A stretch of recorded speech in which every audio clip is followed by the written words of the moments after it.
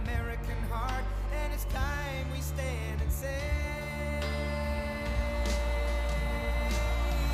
that I'm proud to be an American, where at least I know I'm free. And I won't forget the men who died, who gave that right to me. And I gladly stand up next to you and defend her still today. 'Cause there ain't no doubt I love this land. God bless the USA.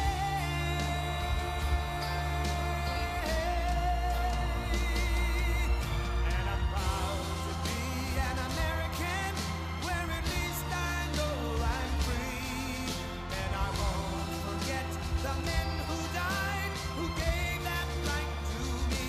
And I gladly stand up next to you and defend her still today. 'Cause there ain't no doubt I love this land. God bless the USA.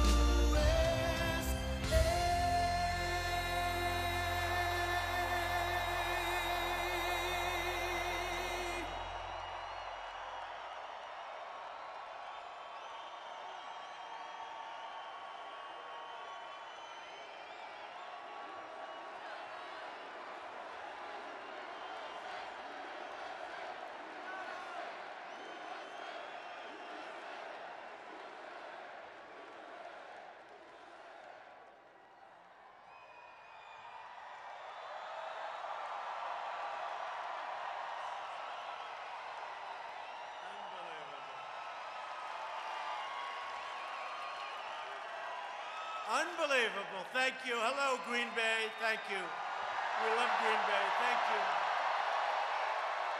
Thank you. In the great state of Wisconsin, home of the legendary Green Bay Packers, right?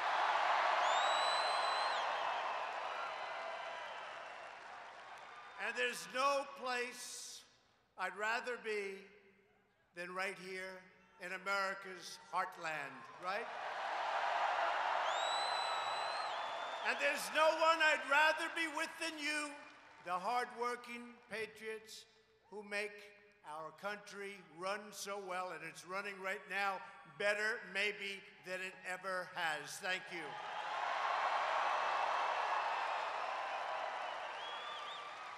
The strength of our nation is found in the heart of our people, so true. Tonight, America's heart is with the victims of the horrific synagogue shooting in Poway, California, just happened. Our entire nation mourns the loss of life, prays for the wounded, and stands in solidarity with the Jewish community. We forcefully condemn the evil of anti-Semitism and hate, which must be defeated. Just happened, must be defeated.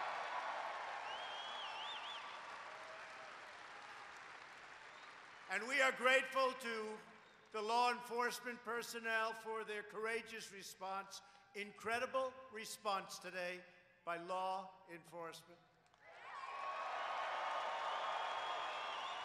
And I especially want to recognize a certain off-duty Border Patrol agent who bravely returned fire and helped disrupt the attack and saved so many lives. Border Patrol.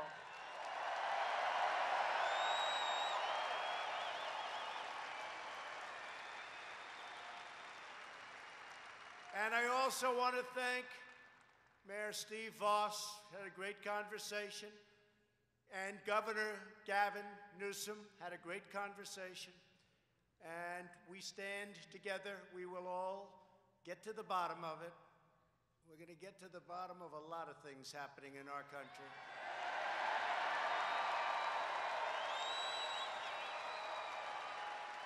Together, we're building a new chapter of American greatness, one founded on the idea that all citizens are entitled to live in safety, prosperity, and peace. This is an exciting time for our great country. This is an exciting time for America.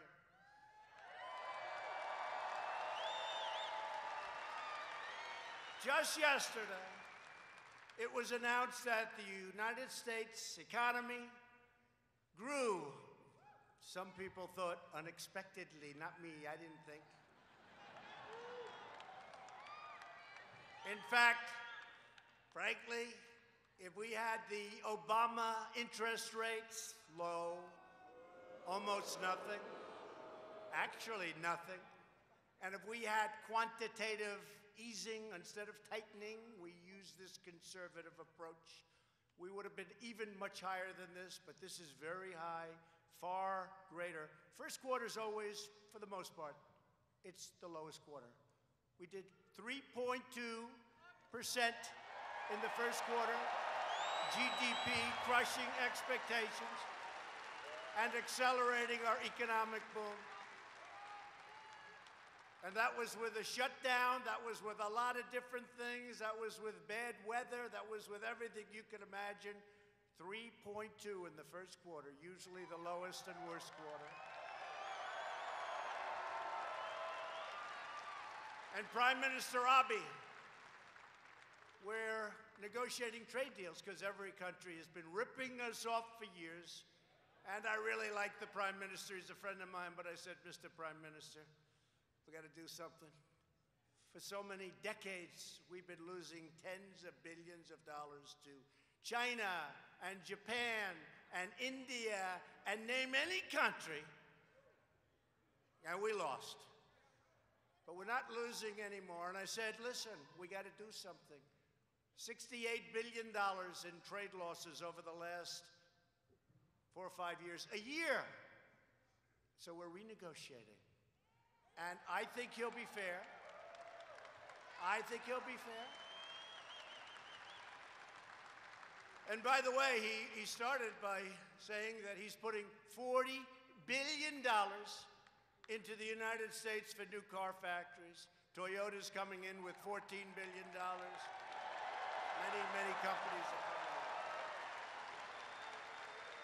And they're coming in, frankly, to Michigan. They're coming back. They want to be back to Ohio, to Pennsylvania, to North Carolina, South Carolina, Florida, and what's the name of this special place? It's called Wisconsin.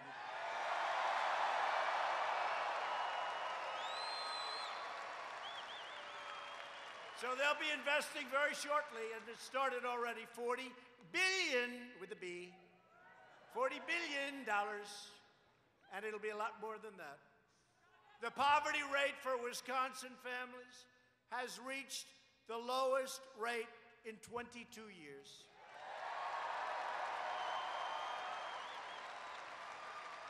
The unemployment rate for Wisconsin workers has reached historical. It's never been this low before, ever, ever, ever. Think of that.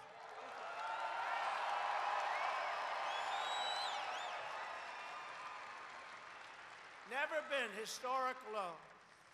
And we're now the #1 economy anywhere in the world, and it's not even close.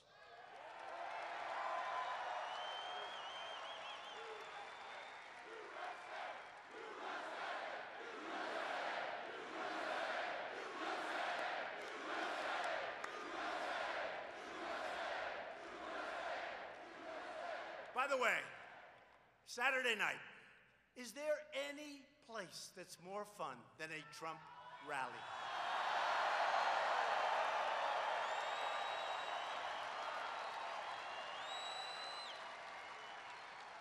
Can you imagine Sleepy Joe, Crazy Bernie? You look at the candidates, right? I think Pocahontas, she's finished, she's out. She's gone. No, when it was found that I had more Indian blood in me than she did, and then it was determined that I had none, but I still had more. That was the end of her 32-year scam on colleges. But can you imagine any of these people up here doing what I'm doing, there'd be 200 people show up if they were president. If they weren't president, nobody would show up. Is that right? And I have to say, I was saying on the way over, they were telling me about bad weather, by the way. We may have to cancel tonight. I said, are you crazy? No, can you imagine? I learned this morning, they thought you were gonna have a big snowstorm, right? A big, big snowstorm. The people that get it wrong the most are the weather forecasters and the political analysts.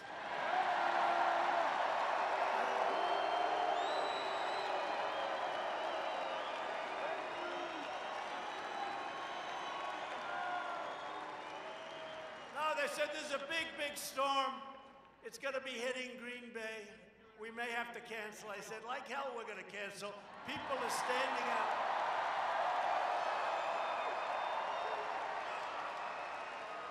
People are standing out 24 hours ago, 32 hours ago outside.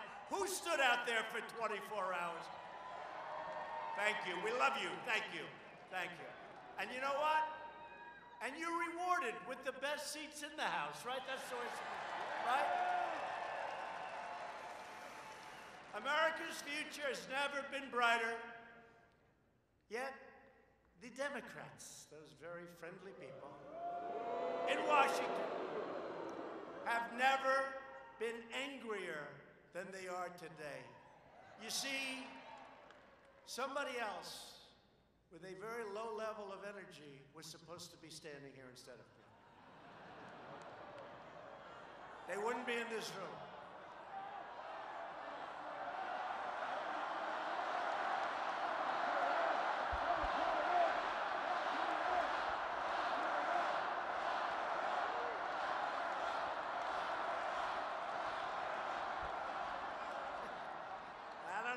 Some problems, I would say that.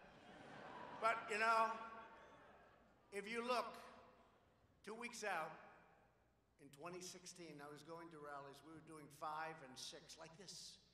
And there were thousands of people outside, just like there are right now. We had 69,000 people sign up to come in. What does this place hold, like 10 or 12 or whatever? Whatever it holds, we set the record. I just was told by the owners, where's the owner here? Nice. I don't know what the hell it holds, but we just set the record.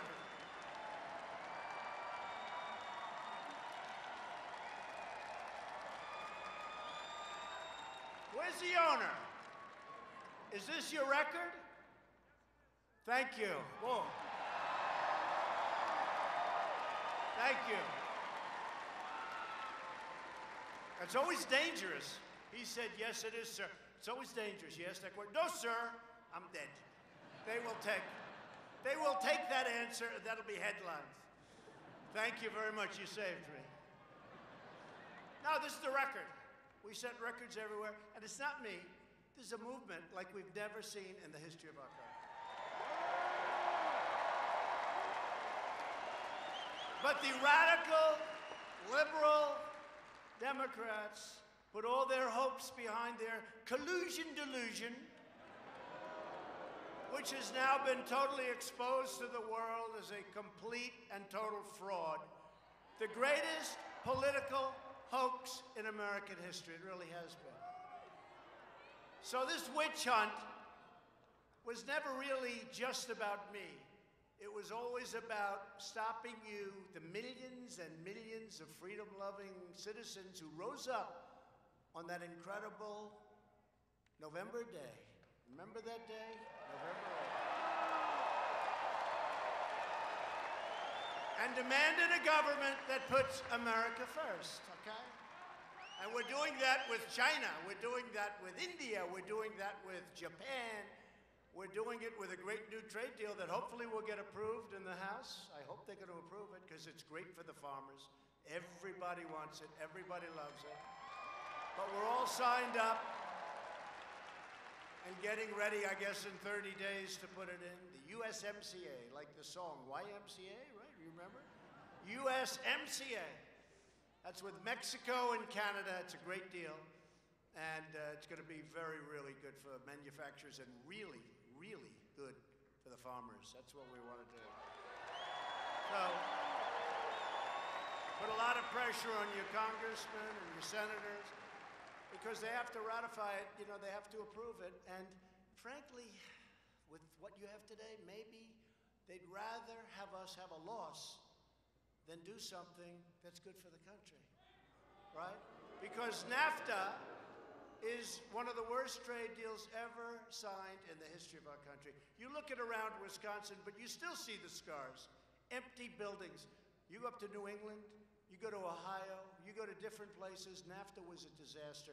And what we had, the one thing I wanted more than anything else, I want to make it almost impossible for a company to leave Wisconsin and leave other states and go to Mexico and go to other places, but go to Mexico, fire its workers, open a new plant in Mexico, hire other workers, and sell the equipment into the United States. I don't want that.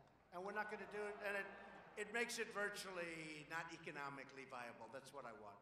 So it's going to be great. I hope we can get Congress to get it approved quickly because it's going to be fantastic for everybody in this room, and especially manufacturers and farmers, and people aren't going to be firing people and moving their plants to other countries.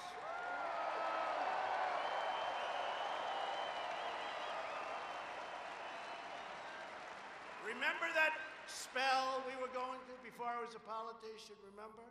Can you believe I'm a politician? I can't even. Politician. But remember that spell where everybody was just leaving the country and going into Mexico, Canada, Mexico, Canada. And Canada has been taking big advantage of your agricultural products. You know that. You know, Canada, we love the song, Oh Canada. Let's sing Oh Canada, right? We love the song. But I came up here a year ago, and I was with farmers, and they were selling specialty milk. Now, you're getting killed for years. 297% tariff. That means you can't sell it. That's essentially putting up a barrier. So all of those things are taken care of in this New Deal. And you're going to be opened up, and they don't love it. But it's going to be good for everybody. It's going to be good for everybody. And if they didn't approve, I would have just put tariffs on the cars. I would have done that. I didn't want to do that. I didn't want to do that. But I said, if that's not going to happen, we're putting tariffs on the cars, and frankly, we'll make more money. But the farmers wouldn't be helped so much, but you'll watch the company grow and prosper as you starve. That's no good, right? So we like it. And it's good, actually. It's good for Canada. It's good for Mexico. It's good for us. We got to get Congress to approve it. So put a lot of pressure on these geniuses we have over here.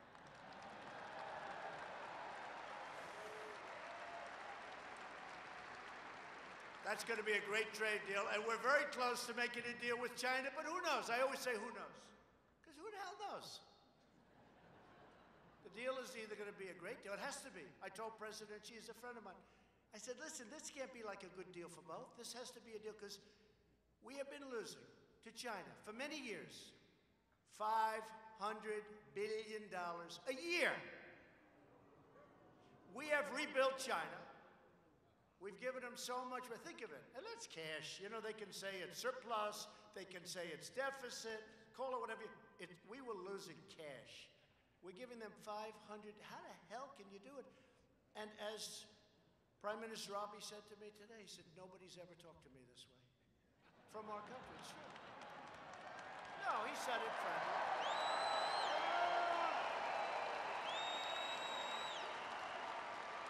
No, he said it friendly. He said it friendly. He's a friend of mine. But he said nobody from this country, no president has ever said this. You know, nobody ever even talked about it. We lose $75 billion a year. Japan, as an example, sells us their cars. The cars come in, no tax. They don't take our cars. Other than that, it's a very fair deal. So the cars come in, essentially it's 2.5%, but essentially it's no tax. Our agriculture, they don't want it. We want to sell the agriculture. So they sell cars, we sell practically nothing. That's how we have these massive imbalances with so many countries. Now China's the big one. Because with China, it's at least $375 billion a year deficit. Think of it. 300. Who the hell wants, who made these deals? It's true. Honestly, in all fairness to Obama, this was him, but this was before Obama, a long time before Obama. This has been going on for a long time, and all I'm telling you is, if we don't make a deal, we're going to do even better, okay? We have all the cards. Don't forget, we're the piggy bank that everybody's robbing. We're the ones. We're the piggy bank that everybody is stealing from and robbing and taking advantage of. But no matter how hard they try to stop us, they can't, because our love for America will always be stronger than a corrupt thirst for power. I'll tell you what, people say, oh, he wants to take over the country. He wants to extend. They don't believe I'm leaving in 6 years. He wants to extend. He wants to have presidency for life. These are sick people. I promise at the end of 6 years, I'll be very happy, but you're going to be left with the strongest country you've ever had. I promise you.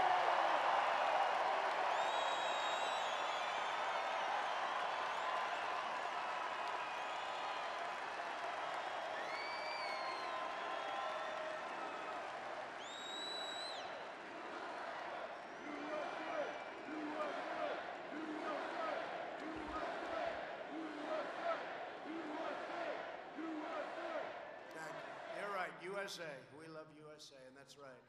And that's what this fight is all about. We're taking on the failed political establishment and restoring government of, by, and for the people. It's the people. You're the people. You won the election.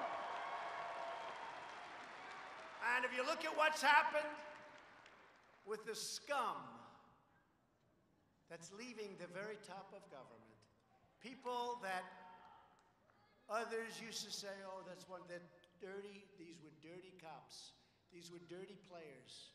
You take a look at what's going on. There's 21 of them already. And I'm not even doing, they're just leaving because they got caught like nobody ever got caught.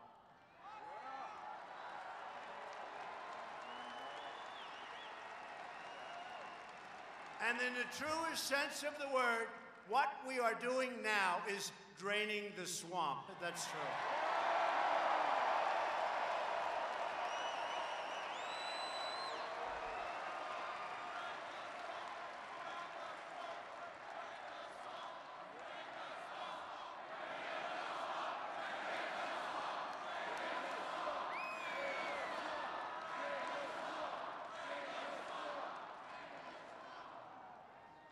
I mean, we're draining the swamp, but are we having a good time or what? And look at all those beautiful red hats, and some white ones. Some white. Look at that. That's a lot of red hats, but you do have the white ones too, right? That's offensive. And you have the black ones too. You have a lot of them. You have a lot of different hats. But let me just tell you, so we have to make a decision. You want to make it tonight? So we're doing great. The country's doing great. We're rebuilding our military. We're doing so many things. Listen, so we have a decision to make. We may have the greatest theme in the history of politics. It's called Make America Great Again. It's called MAGA Country. MAGA.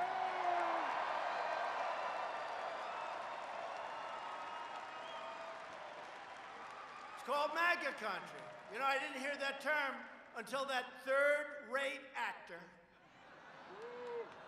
in Chicago went out and he said, I was beaten up by MAGA country. Can you believe it? Now that's a hate crime, right?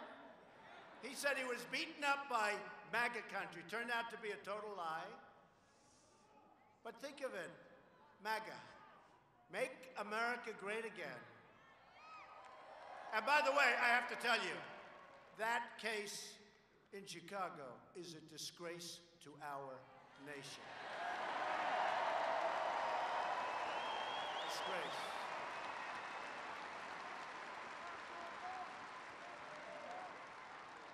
So we have a decision to make. Now, if this weren't the greatest thing, I really believe, and it's been said, but make America great again. Ronald Reagan used seldom, let's make America great. Close, but not the same. Let's. Apostrophe, yes, you don't want the apostrophe. It's too complicated. Doesn't work. But Ronald Reagan was good. He said, let's make, but he didn't use it. He used it a little bit. We seriously used it, right? Yeah. MAGA. And MAGA we got for free, because my whole deal was make America great again. All of a sudden, people are starting going, #MAGA. But we have a choice to make and a decision to make. So, very shortly, we're going to say, you see what we did with our vets? We have choice. We're going to go over it. We have accountability where you can fire. We have a lot of things. Okay, we've done so much. Our military is going to be very soon in great shape. We took 100% of the caliphate in Syria. Everyone said, oh, you're never going to be. And by the way, and when some whack job that picks up something over the internet goes out and blows up a store and people get killed, I understand that happens. I understand, because these people are sick, they're demented. But we nevertheless, in terms of a war, we took 100%. But you're going to have these cells, and they're going to do damage, and it's a shame, and we've got to stop them. We've done a great job, but we got to be careful. We got to be careful. These are sick, horrible human beings, if you even call them human beings. So we got to be careful. And you know what? When you see, and I say this because we have a massive television audience, do you ever see so many cameras? If somebody else were here, you'd have about, like, none. This is like the Academy Awards used to be before they started hitting us and their ratings started falling like a rock.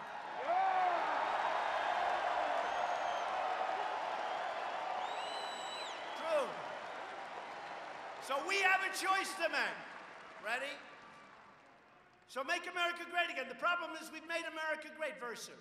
We're going to have a couple of things to do. We should have had health care, but one man decided to vote against us at the last moment.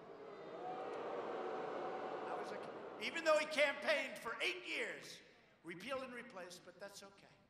That's okay, because we're coming up, we win, we're coming up with a great package of health care. We're going to be the party of health care. We're coming up with a great package after the election. We got to take back the House.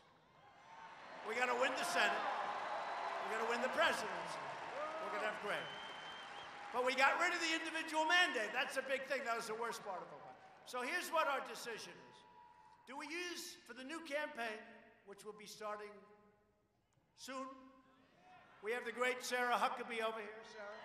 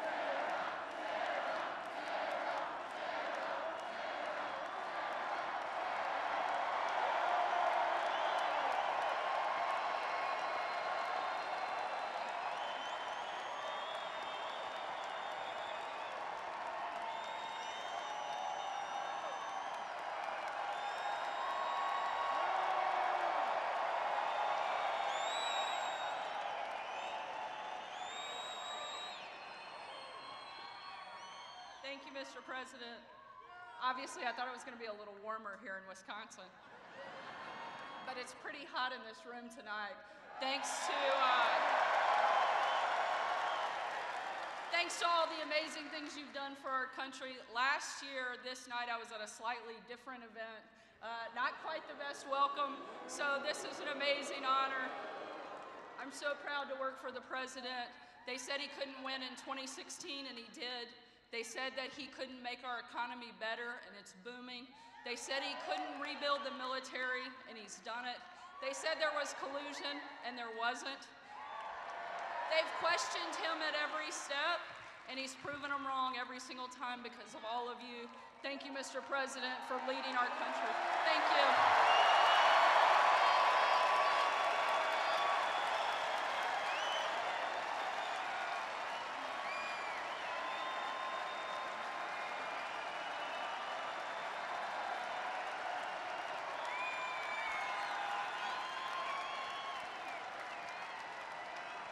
Oh, she doesn't get it. She doesn't get it. She doesn't understand me after all these years. She's becoming too popular. I'm jealous. Sarah, you're fired!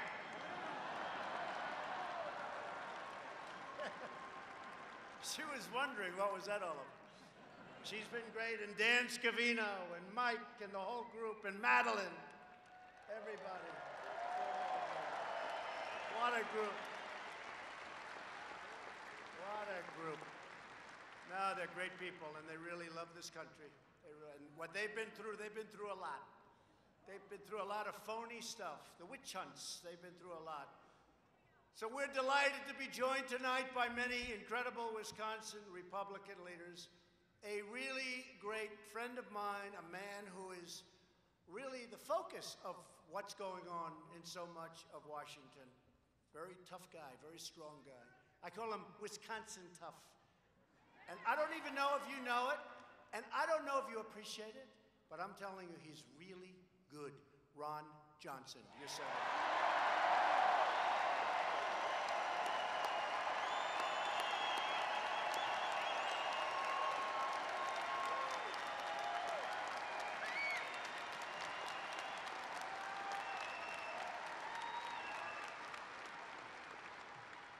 Thank you, Ron. A great job. He's doing a big job now, I can tell you that. He's working on some things that are very important. And members of Congress, Brian Style. Brian, thank you, Brian. Glenn Grothman.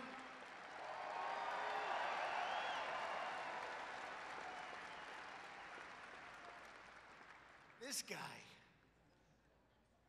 Every time I introduce him, you know, I love champions. I don't care if it's in sports, I just like champions.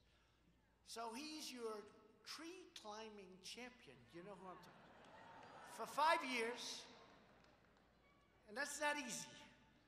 He'd go up, he'd come down. He said the hard part was coming down because you'd get killed if you missed. But for 5 years, he was the champion, the world champion, 5 years. And he's with us tonight, and I'll tell you, he's our champion. He fights so hard. He's working on a reciprocal trade bill. So if somebody charges us a tariff of 100% or 50% or 25%, we say, thank you very much. We're going to have a reciprocal tax of 25 or 50 or 100. What could be wrong with that? And he's leading the charge, and he's got tremendous enthusiasm, but he's a great guy, and he is a great champion. Sean, and his wife, by the way, is better than him. Sean Duffy.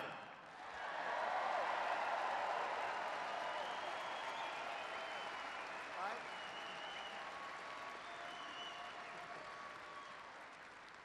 And another great friend of mine, somebody that's been so effective, Mike Gallagher. Mike, thank you. Thanks, Mike. And thanks also to Wisconsin House Majority Leader Jim Steinecke. Jim. Thanks, Jim. Great. Oh, Wisconsin. Senate President Roger Roth, Senate Majority Leader Scott Fitzgerald. Thank you.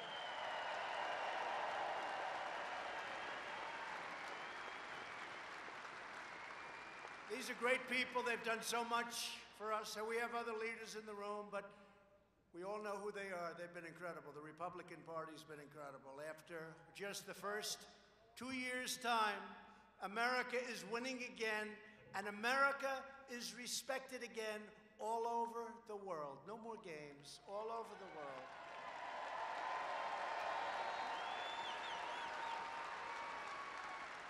Since the election, we've created more than 6 million new jobs. Nobody would have believed that. If I said this when I came here often, Remember I came and they didn't like certain people that were with me. They booed the hell out of those people, right? But they liked me. That's all that mattered. If I would have said 6 million jobs we're going to create by this time, 2.5 years. Can you believe how time flies? 2.5 years already. I said the other night, I remember first night standing in my bedroom. I should say our bedroom.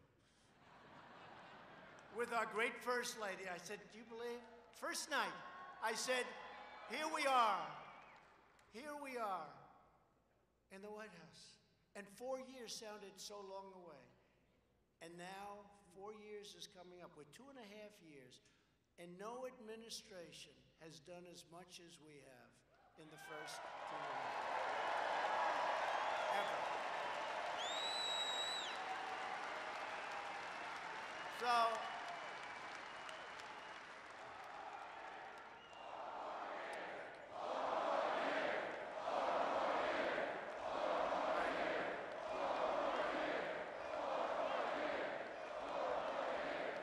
thank you. And by the way, yesterday was our First Lady's birthday. And people love her. We're about the same age, very close. But if I would have said that we would be, in 2.5 years, creating 6 million jobs, people would have laughed. 600,000 manufacturing jobs.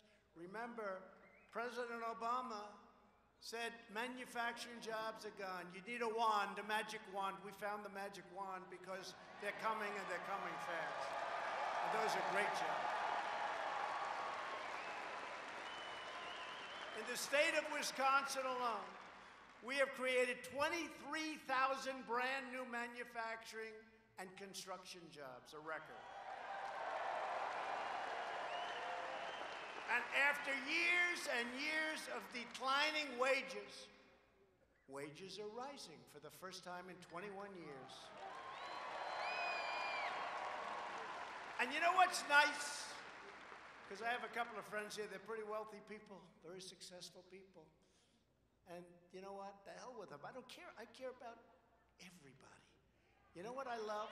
You know what I love? I love the fact that wages are rising fastest for the lowest income Americans, percentage-wise. I love it. You know, when they say it hasn't trickled down, the most successful, percentage-wise, the most successful are the lowest income Americans. There's something great about that. And people that are now able to go out, you know, we got Veterans Choice. We also have employment choice because you never had a chance. You had to stay in a job that you hated or you couldn't get a job. Now you can go out, you have 7 alternatives. You get a job that you love and you get much higher salaries. It's great. It's great. And you've heard me say this 100 times, but I say it again and I'll keep saying it.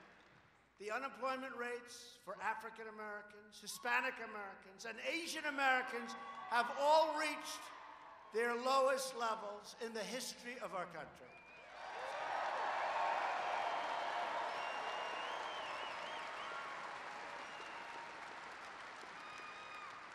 And remember this, if I make any misstatement, if I'm off by just a little tiny bit, those people back there will be headlines.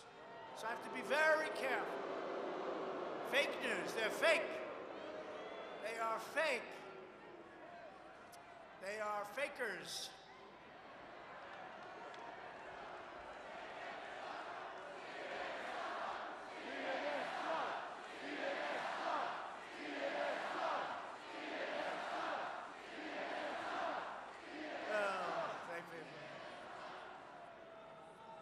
I'll tell you, you know what sucks? Their ratings suck because people don't believe it.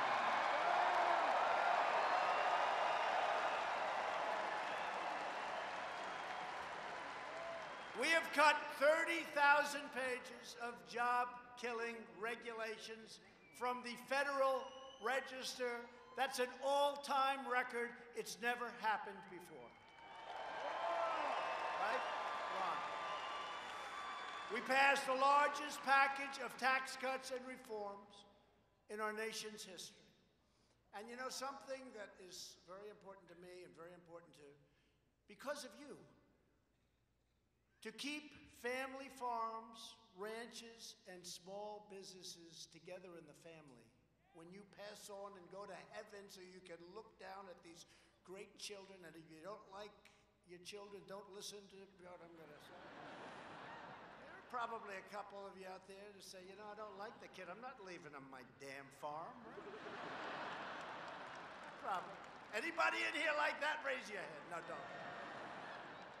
But on the assumption that you love your kids and you love your family and you want to leave the farm, you remember what used to happen. The estate tax was 45, 50, 55%. They had to go out and borrow money.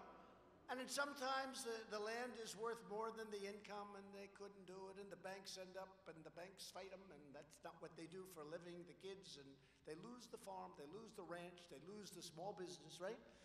Well, we have eliminated the unfair estate tax or death tax on all of those things. Zero.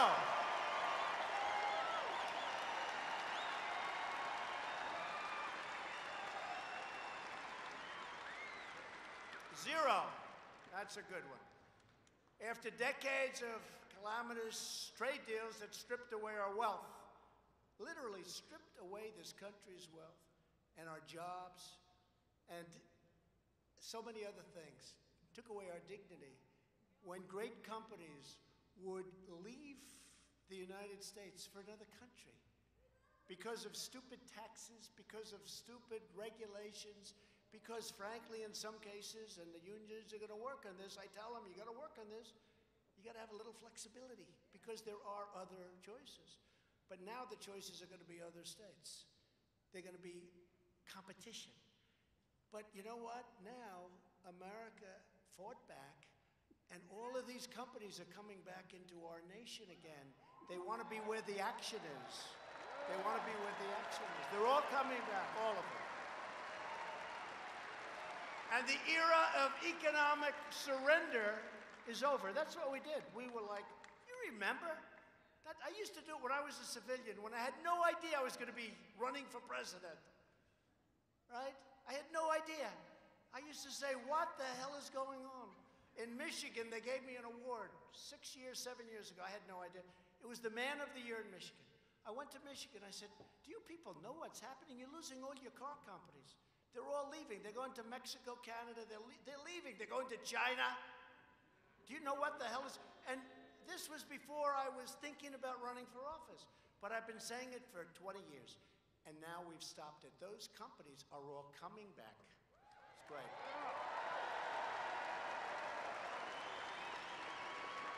When the Wisconsin timber industry was threatened, my administration took immediate action. We imposed tariffs on dumped foreign goods and subsidized products and saved countless timber jobs all across this great state. And you know that. You know that, Sean. Big difference, right? They were losing, you were losing a lot of jobs. And they were taking the timber from other states and other countries. Nope, not anymore. We're doing good.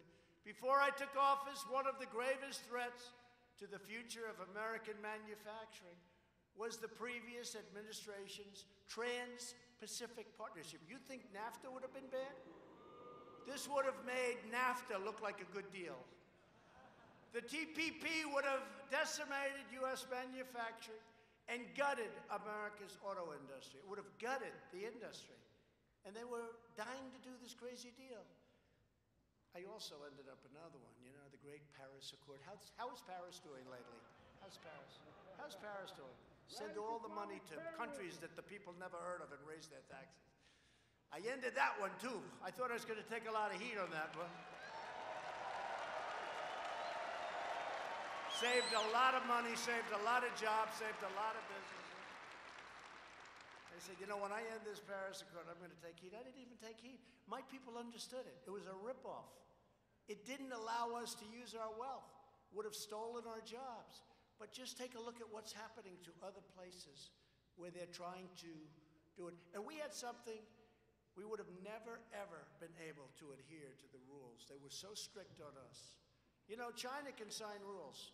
They're not going to be sued by Greenpeace. If Greenpeace goes to China, that's the end of Greenpeace. You never see him again. So China doesn't care if they violate Greenpeace and some of these other wonderful environmental groups. But the United States gets sued. And we adhere to these things. It's a little bit different. We would have lost our ass on that deal. That would have been a terrible deal. And that's why I was willing to take the heat. But there was no heat. I'm still waiting. I guess at some point they'll bring it up. They'll probably bring it up. Bernie Sanders will say, what? I'll say, take a look at Paris on a Saturday afternoon, Bernie. How are they doing over there? Good? The Yellow Vests, how are they doing? I don't think so good.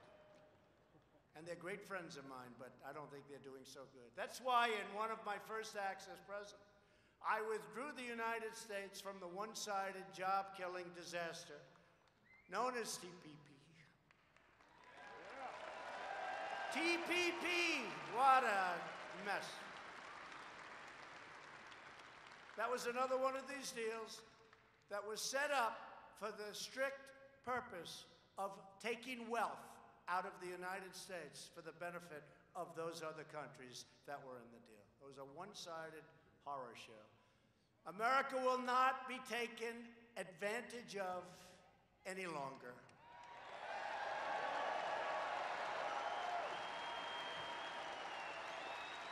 For years, we gave foreign nations free and unfettered access to our economy, while they constructed massive barriers to American exports. We give them, you come in, take us, Joe, it's wonderful. We want to go there. No, we don't do that. We don't accept your product. Oh, that's wonderful. As one example, we charge other countries 0 tariffs on foreign paper products. But when Wisconsin paper companies exported abroad, they sent their product abroad. China charged us big tariffs. India charged us big tariffs. Vietnam charged us massive tariffs. Unfair. Reciprocal Trade Act, Sean. Reciprocal Trade Act.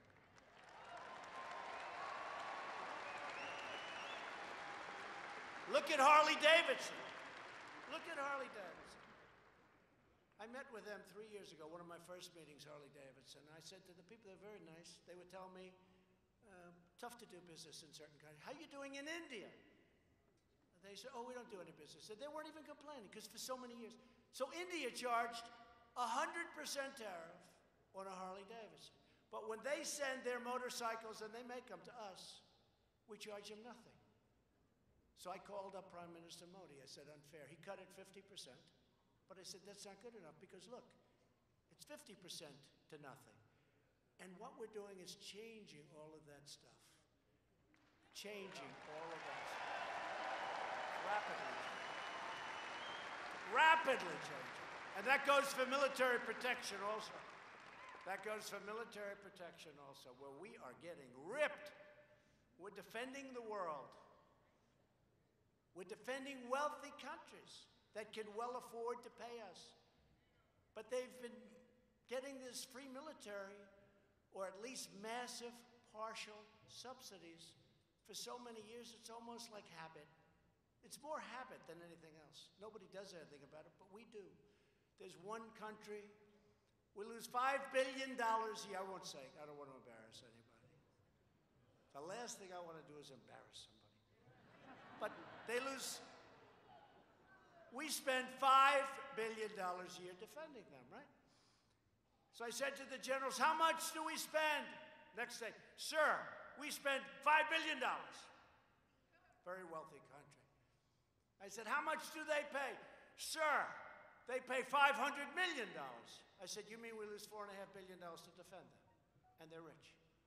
So I called the country, right? I called the country.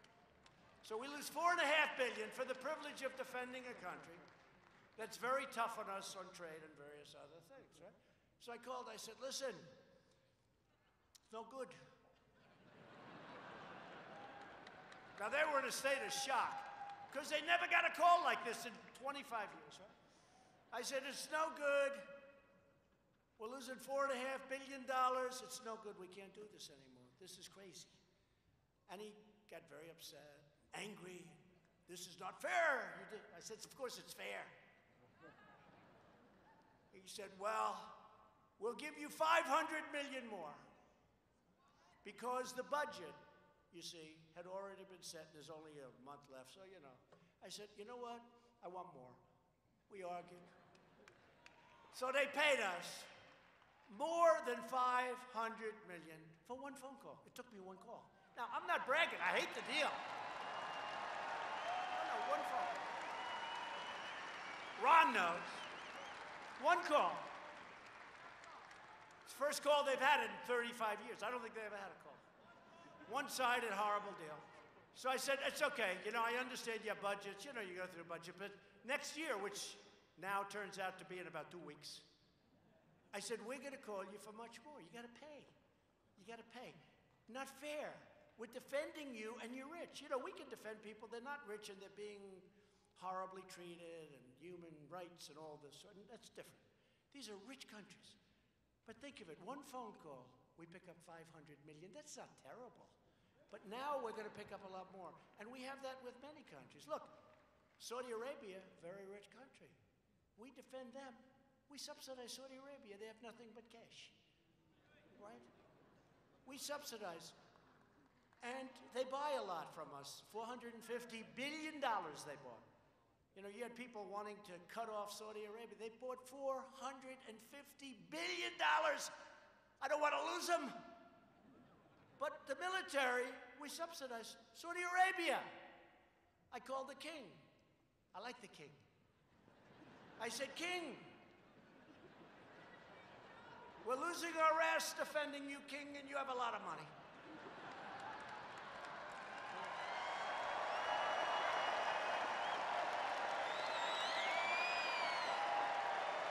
That's true. And he said, but why would you be calling me? Nobody's ever made such a call before. I said, that's because they were stupid. So we're working to deal with Saudi Arabia. So many things. So many things. I'll tell you what, honestly, it's easier than collecting $113.57 from a tenant in a bad location in New York City. And it's safer, too. It's easier. It's true. It's easier. Okay, enough of that. But it's true. So we're getting ripped off on trade. We're getting ripped off on military. NATO, I'm all for NATO, but you know we're paying for almost 100% of defending Europe. And they're killing us on trade.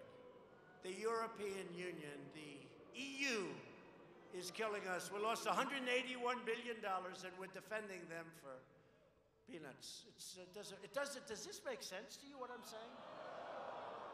And in the meantime, your taxes go up, although they actually, because of me, have gone down, so I guess I can. The International Trade Commission recently announced that under the USMCA, American dairy exports to Canada are expected to surge by more than 50%, okay? We got to get the deal done. Ron, you got to get that deal done. You'll get it done. Got to get it done. In my first 100 days in office, I traveled to this very state to sign an executive order declaring that we will live by two simple rules: buy American and hire American, right here in Wisconsin.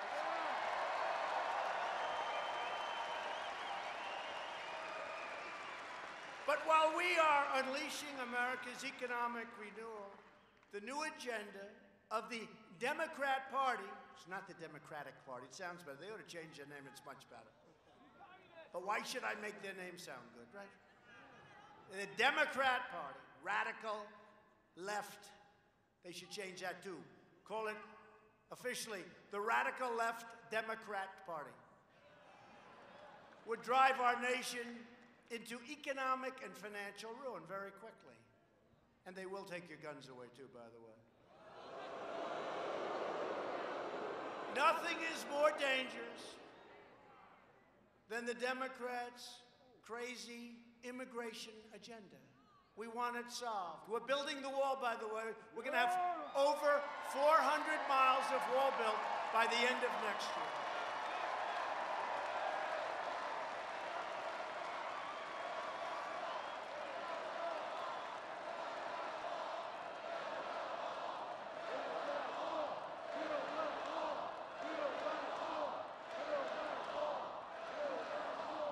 You know, we can get money for anything. They were willing to give me money for every single thing, more money than I wanted. I said, I don't need that much money. Give me money for the wall. We're not giving you anything for the wall. You know why? Because politically they don't like it. So I went out and did it a different way. And we have the money for the wall, and we're building the wall.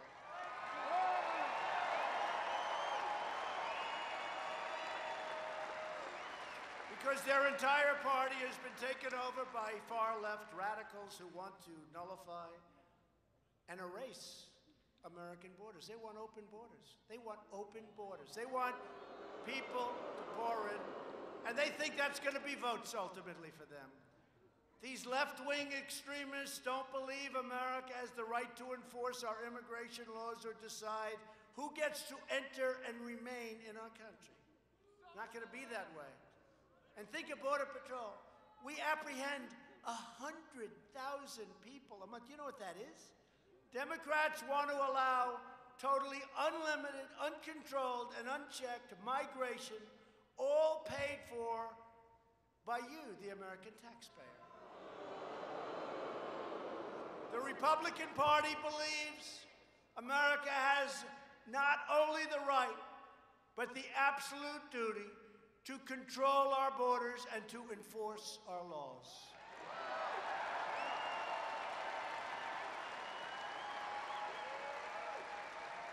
And we believe the immigration system must put the needs of American workers and families first. And people can come into our country. We need people to come in. We have so many companies coming. They need workers, but they have to come in legally, and they have to come in through merit.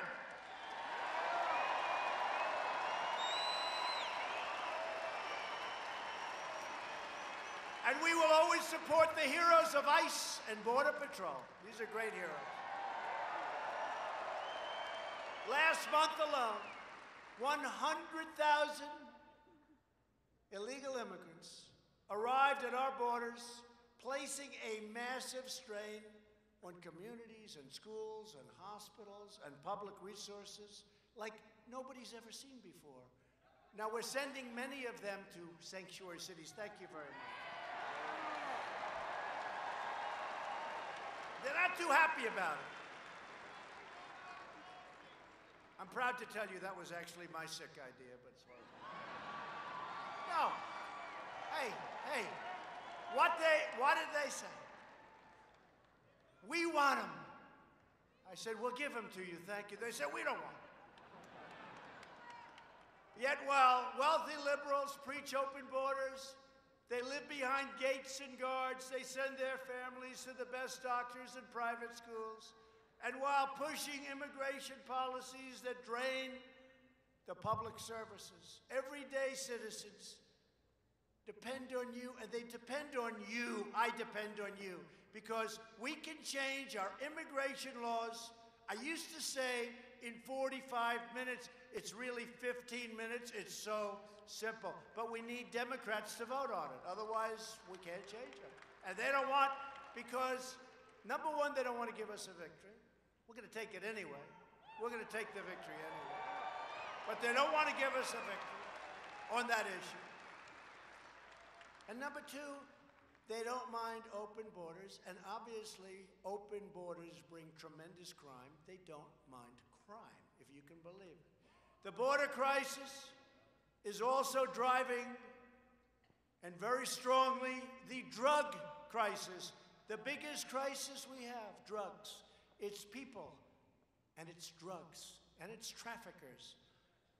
Cartels traffic huge quantities of heroin, meth, cocaine, and fentanyl across our southern border. Drugs that claim the lives of 80, 90, and maybe even 100,000 people a year and ruin the lives and the families of so many more. To confront the border crisis, I declared a national emergency. The good news is everybody agrees. Now everybody's in. They look at those caravans. We just had a caravan for 20,000 people. And we told Mexico, I said, listen, if you let those people come through your country, we're going to close the damn border. We'll close it. I don't care. They got to bring them back. They got to bring them back. Humanely, they got to bring them back. The flood of illegal migration is the direct consequence of Democrat-backed policies that prevent border violators from being promptly returned home. They're allowed to stay in our country, catch and release. They're allowed, you catch them, and then you have to release them. It is crazy. Congress has to fix these horrible immigration laws.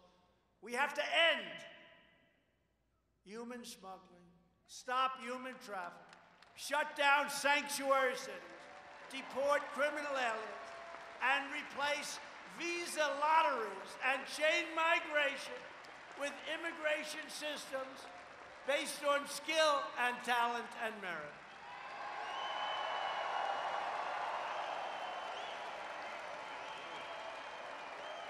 Ron Johnson's going to do it. Ron, congratulations. Stand up, Ron. Will you get that done for me, please? No, get it done for Wisconsin. Okay? He'll do it. He'll do it. On issue after issue, the Democrat Party has never been further outside the American mainstream. I mean, it's crazy what's going on with them. Oh, do I look forward to running against them. They are pushing a $100 trillion government takeover of the U.S. economy, known as the Green New Deal. We're going to rip down every single building in Manhattan and build a new building in its place. 42. They've introduced a total federal takeover of U.S. health care that would abolish the private health insurance of 180 million Americans. Many of you are in this room right now. And they are aggressively pushing extreme late-term abortion, allowing children to be ripped from their mother's womb right up until the moment of birth. And just this week, your Democrat governor, and by the way,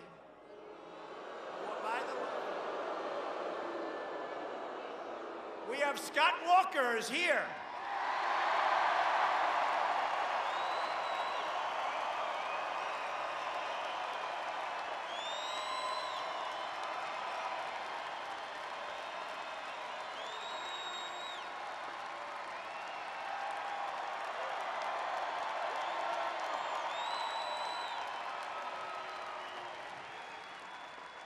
Great governor. He did a great job. He's a great governor. Got a big future.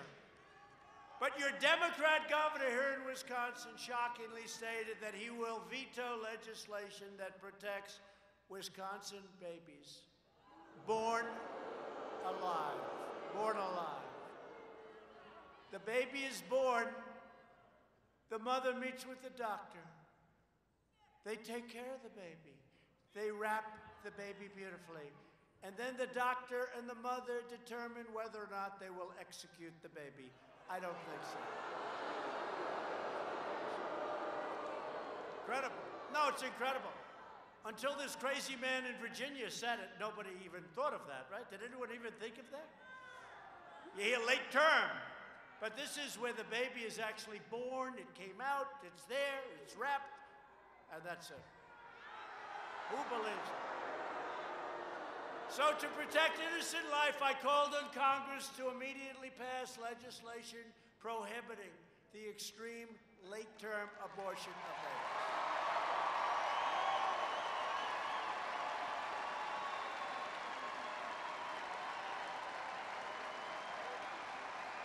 So Democrats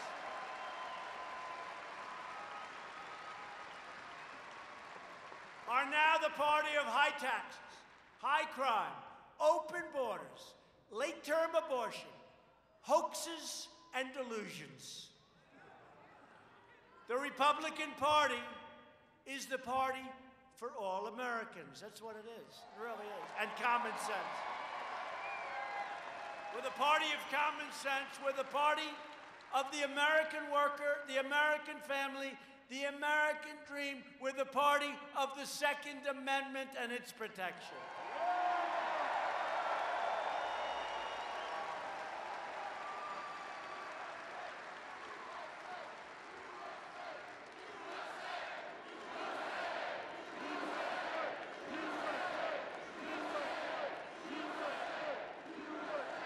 And every day we are making good on the motto, promises made, promises kept. We have. Last month I signed an executive order. Where's Charlie? Where are you, Charlie? Charlie, where's Charlie? Where is he? What a great... The man, he's like 14 years old. I can't believe it. How old, Charlie? 25. Can you believe this guy's unbelievable? What a job. In honor of him, he worked so hard. And for those of you who think that youth isn't on our side, just look at this audience tonight. Look at what Charlie has done. You'd be amazed.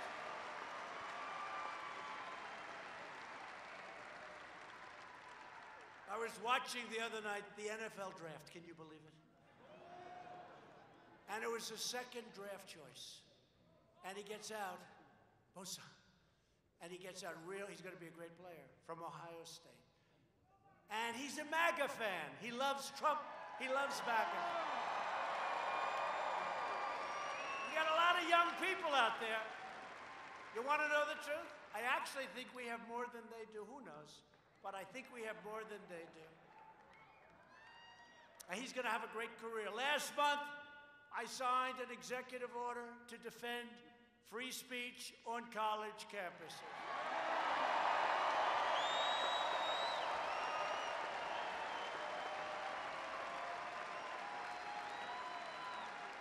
And if they don't give free speech, they lose billions and billions of dollars, and that's okay. And we've launched a historic initiative to reduce the price of prescription drugs. So important. Last year, prescription drug prices went down for the first time in 51 years, okay? Going up, up, up. And it's going to go down a lot more. Got it down. That was a big deal. Not by much, but, you know, it's always gone up a lot. 18%, 6%, 9%. It went down, and it's going to start going down because all of these very complex things that we're doing are starting to kick in. We're going to get them down.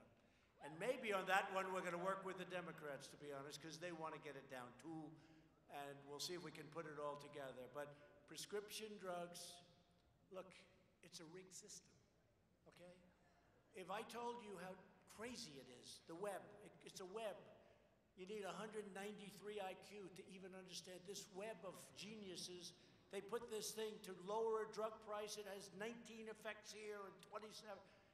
We got it down, and we're getting it down further. We have the smartest people, the best people in that world working on it, and it's happening. And we might be able to get Democrat support. We're vastly expanding affordable alternatives to Obamacare.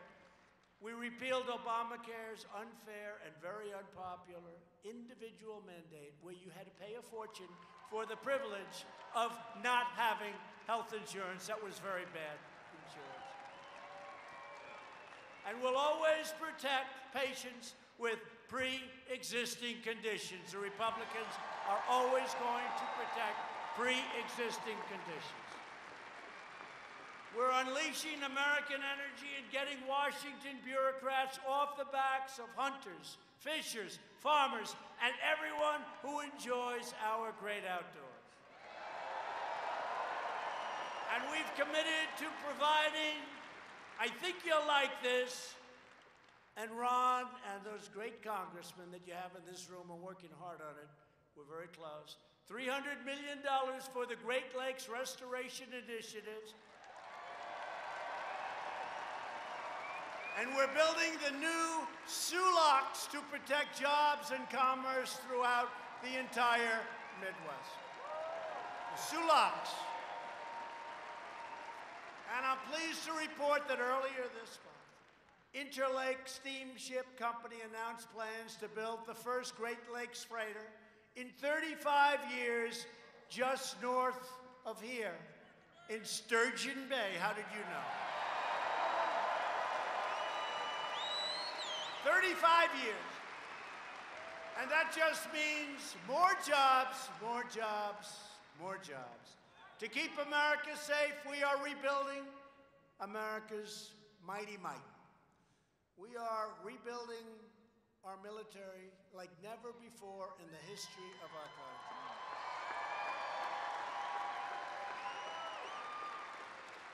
That includes brand new combat ships from Marinette and more than 6,000 brand new armored vehicles from Oshkosh.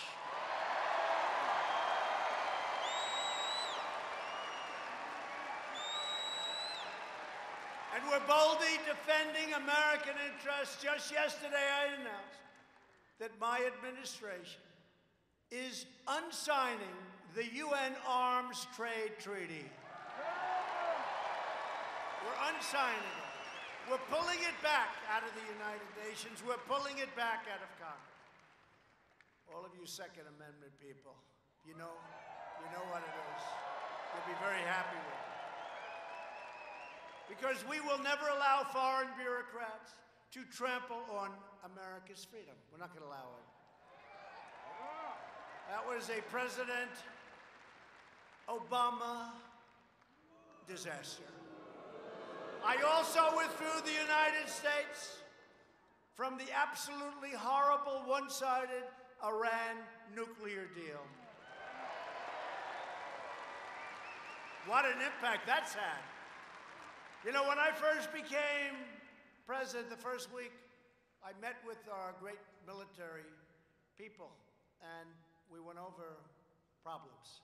And one of the biggest problems was Iran. They were all over. Iran was all over the place. They were over, I've never seen anything like it. 14 different conflict zones. Yemen, Syria, all over. And small battles. I said, what do you do with these people? I withdrew from that horrible deal where they paid $150 billion to Iran. They paid $1.8 billion in cash, probably for hostage. By the way, I got 22 hostages out.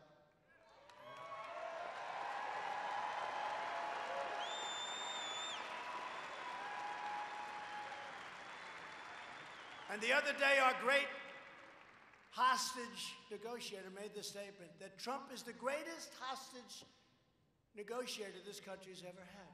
So, you know what? So I put it out. I put it out. Why not? You know, a lot of times if you're not going to brag about it, nobody else is. You might as well do it. True.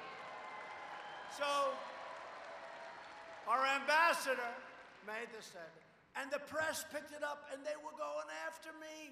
It's not true. It's not true. And then he called them, and he said, no, it is true.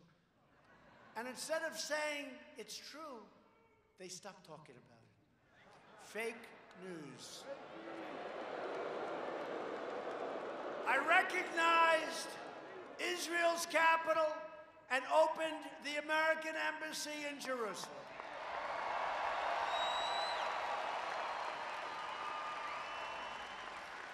And it would have opened in 25 years.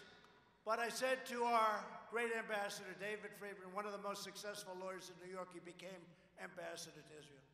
I said, David, they want to spend $1.1 billion. We can do it cheaper. They want to buy this piece of land in Jerusalem, top dollar. I said, David, what can we do? And he called me back. He said, sir, we have a piece of land that's much better. And on that piece of land, we have an old building. And we're not using the building very much. And we can renovate the building for $400,000. And we'll have a beautiful embassy in a better location. And we can have it done.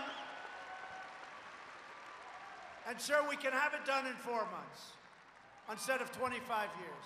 So here's your alternative. A building in a great location in 4 months for $400,000. Or a building that will probably never get built, but let's say 20 years, for $1.1 billion today, meaning $3-4 billion, in a lousy location that won't be as good as what we built. And it's the first time I've ever done this. He said $400,000. I said, David, it's too cheap. We have to make it more. It's true. I said, make it $500,000. It's true. It's true. And it's open. We opened it like almost a year ago. And you know, in New York, I have a friend, he's a very successful guy, and he's very proud of his office because he used a thing called Jerusalem stone. This is stone from Jerusalem. It's one of the most expensive, he considers it a treasure. And every time I go in, he says, oh, look at my beautiful stone, it's from Jerusalem. So we're building a building in Jerusalem. I said, David, do me a favor, buy Jerusalem stone, you're right there. We got it so cheap, you wouldn't believe it. And the whole damn building is made practically of Jerusalem stone. It's true. It's beautiful. It's beautiful. So we got it open in 4 months instead of 20 or 25 years. And we saved at least $1.1 billion. And it's a great embassy right now. It's a great, great thing. It's great. And just weeks ago, I announced that the United States will recognize Israeli sovereignty over the Golan Heights. So that's been under consideration for 52 years. For 52 years, they told me they've been studying it. They've had summits, many, many meetings, summits, people coming from all over the world, talking about the Golan Heights. And then they'd leave. This is very important strategically for victory. Heights. You're up high. Very important. 52 years ago it started. And I did it, like quickly. Done. It's all done. And we also recognize the legitimate government of Venezuela, and we strongly condemn the socialist brutality of the Maduro regime. And you see what socialism does. That was one of the wealthiest countries in the world. Now it's one of the poorest. And to those who would try to impose socialism in our country, we see nothing but trouble. We see nothing but poverty. And we will say again tonight that America will never be a socialist country, ever. Never.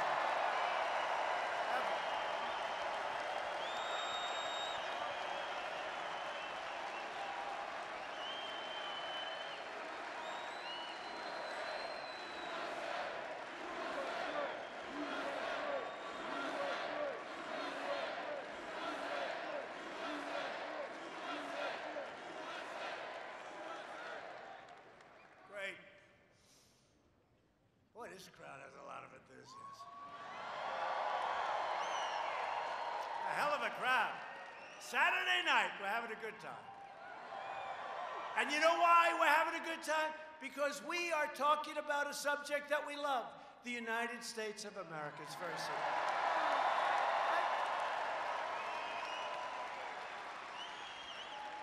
Each of us in this arena is united by the same timeless values. We believe in the American Constitution, and we believe in the rule of law. We believe in the dignity of work and the sanctity of life. We believe that faith and family, not government and bureaucracy, are the true American way.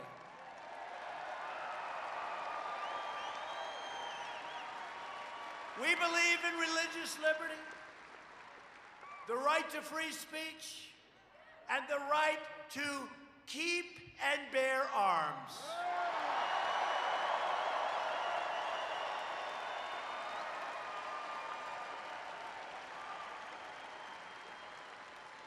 We believe that children should be taught to love our country, to honor our history, and to always respect our great American flag.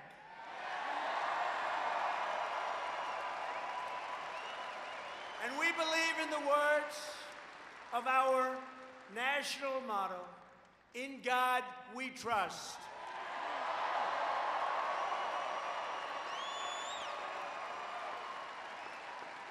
These are the traditions, customs, and principles that unite people all across this beautiful state of Wisconsin.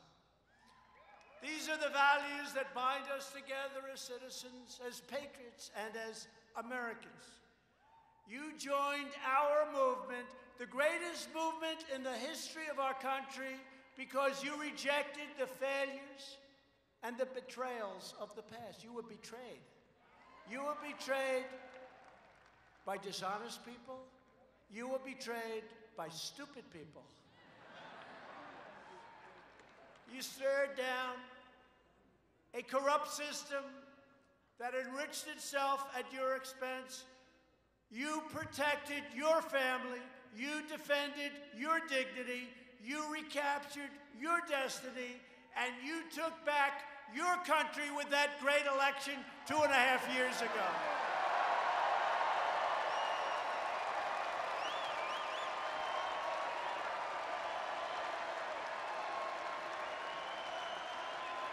Good.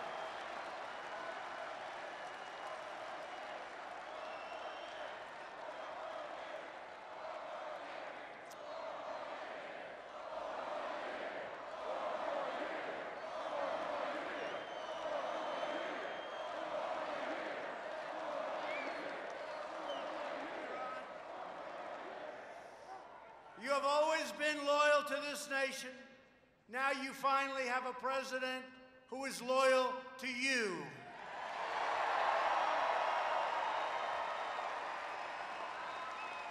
Every day between now and November 2020, we are going to keep on working, we are going to keep on fighting, and we are going to keep on winning, winning, winning. We are going to win. Remember, I used to tell you about winning. We're winning. We are respected again. And I have to say, every leader, without fail, that comes to see me in the Oval Office, they all say, "Congratulations, it's incredible what's happened to the United States." And I'm not just talking about economically, which is tremendous. We've created $12 trillion of value since the election. 12 trillion.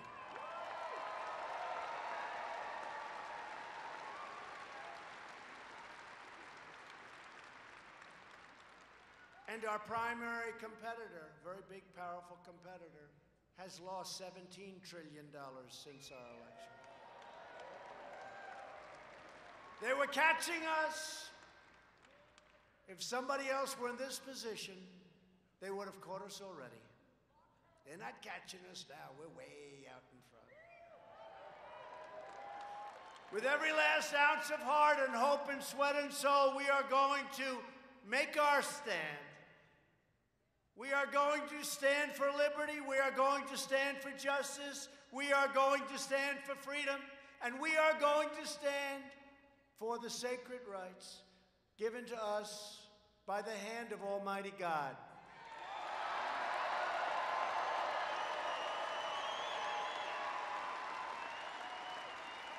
We are one united movement, one united people, and one United States of America.